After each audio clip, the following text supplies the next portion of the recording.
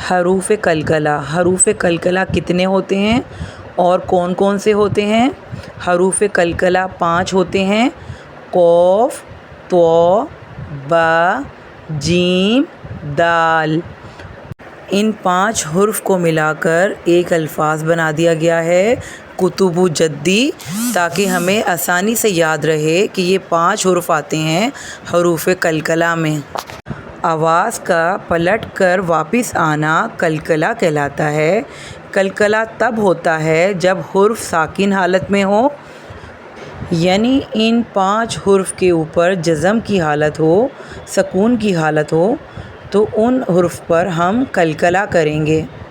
جیسے کہ اس تصویر میں آپ کو نظر آ رہا ہے کہ ان 5 حروف کے اوپر جزم کی حالت ہے، سکون کی حالت ہے، تو یہ حروف کلکلہ ہوئے۔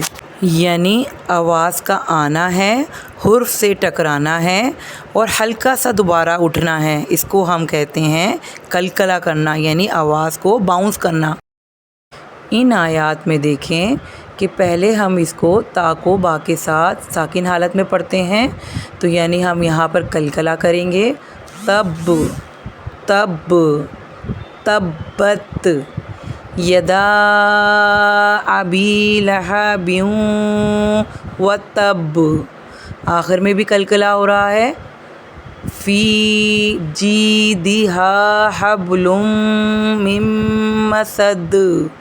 اور اس کے ساتھ بھی آخر میں، آخری آیت کی آخری حرف میں، آخری الفاظ میں بھی کلکلہ ہو رہا ہے: مسد۔ امید ہے کہ آپ لوگوں کو حروف کلکلہ کے بارے میں سمجھ آ گئی ہوگی۔